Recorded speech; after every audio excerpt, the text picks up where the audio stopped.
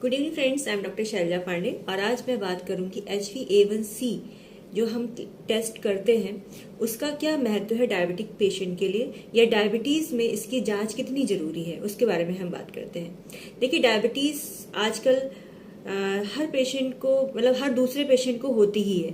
Sugar एक normal disease मानी जाने लग गई है, मगर हाँ, इसके होने पर शरीर में बहुत सारी तकलीफें होने लग जाती हैं और हमारा इम्यून सिस्टम, जो रोग प्रतिरोधक क्षमता है, वो भी कम हो जाती है और हम सेंसिटिव हो जाते हैं बाकी इन्फेक्शंस के लिए और डिजीजेस के लिए। तो डायबिटीज में लक्षण क्या होते हैं जनरली सभी को पता है। इसमें बहुत ज्यादा एक्सट्रीम वीकनेस होती है, बहुत ज्यादा थकान आना, बार बार प्यास लगना, थर्स्ट बहुत ज्यादा इंक्रीज हो जाती है, हाथ पैरों में दर्द होना, झंझनाहट होना, एपेटाइट इंक्रीज हो जाती है, भूख ज्यादा लगने लग जाती है। पेशेंट अगर पहले नॉर्मल डाइट है और उसको लग रहा है कि एकदम से उसकी भूख बढ़ गई है, बहुत ज्यादा खाना खाने का मन करने लग गया है, बार बार भूख लगने लग गई है और यूरिनेशन बार बार होने लग गया है, पेशेंट को बार बार पेशाब जाने की इच्छा होने लग गई है, तो उन्हें सतर्क हो जाना है और अपनी डायबिटीज की जांच करानी है। इसमें स्किन चेंजेस भी होने लग जाते हैं, जैसे त्वचा में खुजली होना, घाव जल्दी ना भर पाना, इस तरीके की दिक्कत होने लगती है। कई बार ऐसे सिम्टम्स भी आते हैं कि पेशेंट यूरिन पास करके आता है और कोई और जाता है तो देखता है कि वहां पर चींटियां लगी है, तो वो डायबिटिक पेशेंट होने का एक लक्षण हो सकता है, उसका साइन हो सकता है, तो आपको वहां पे अलर्ट हो जाना है। अब हम बात करते हैं ब्लड शुगर लेवल रिकॉर्ड कैसे आप रख सकते हैं। तो इसके बारे में हम बात करते हैं इसे ग्लूकोमीटर या फिर लैब टेस्ट की मदद से ब्लड जो है, ब्लड की जो सैंपल होता है उसकी जांच की जाती है। इसमें जो है दिन में अलग अलग समय पर ब्लड में जो शुगर लेवल है या ग्लूकोज लेवल है उसको देखा जाता है, चेक किया जाता है। जैसे कि सुबह खाली पेट किया जाता है जिसको हम फास्टिंग कहते हैं, और फिर खाना खाने के, नाश्ता करने के 2 घंटे बाद किया जाता है। ठीक है, तो इसमें कभी कभी रैंडम टेस्ट भी करना पड़ सकता है। अगर हो सकता है कोई पेशेंट आया और उसकी डायबिटीज घटी है या बढ़ी है, ये पता करने के लिए हम कभी कभी रैंडम टेस्ट भी करते हैं पेशेंट की कंडीशन जानने के लिए। ठीक है, इसके बाद जो होता है, जो हमारा HbA1c जो टेस्ट होता है, लेवल जो होता है, उसको हम क्यों करते हैं?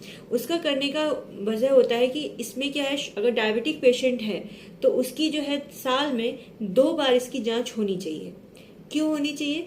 क्योंकि HbA1c लेवल जो है वो आपकी 3 महीने की जो शुगर लेवल है उसको बताता है, 3 महीने के शुगर लेवल को बताता है, और 3 महीने में आपके शुगर में कितना उतार चढ़ाव आया है, कितना बदलाव आया है, इसके बारे में आपको जानकारी देता है। ठीक है, HbA1c जो टेस्ट है वो जो है आपका कितना होना चाहिए जिससे कि आप नॉर्मल कंडीशन में है या नहीं, ये आपको पता चलेगा। देखिए, अगर आपका HbA1c 5 से 6 के बीच में है या 5 से नीचे है, 5 है, तो आप नॉर्मल कंडीशन में है, आपको डायबिटीज नहीं है, आप नॉन डायबिटिक है। ठीक है, अगर आपका HbA1c जो है 6.0 से 6.5 तक है तो आप, इसका मतलब प्री डायबिटिक हो चुके हैं और आपको तुरंत अपना ट्रीटमेंट स्टार्ट कर देना है जिससे कि आपको आगे दिक्कतें ना हो।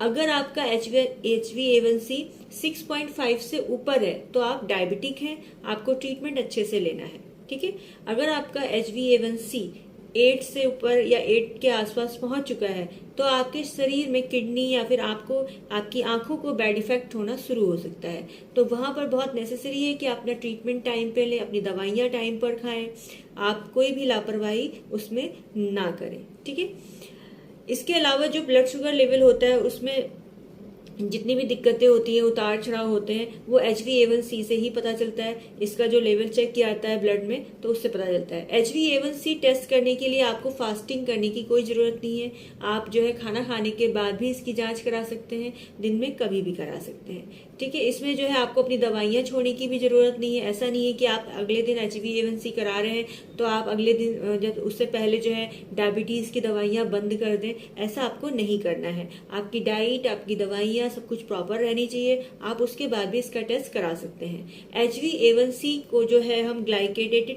हीमोग्लोबिन टेस्ट या फिर ग्लाइको हीमोग्लोबिन टेस्ट भी कहते हैं। ठीक है, देखिए, एक बात मैं आपको कहना चाहूंगी कि डायबिटीज बढ़ना जितना घातक है उतना ही इसका कम हो जाना भी घातक है। हाइपोग्लाइसीमिया भी जो है आपके लिए बहुत ज्यादा घातक है। जो डायबिटीज के पेशेंट होते हैं उनको जो है अपने पास जो है मीठी चीजें या मीठी टॉफी, ऐसी चीजें जो है हर समय रखनी चाहिए।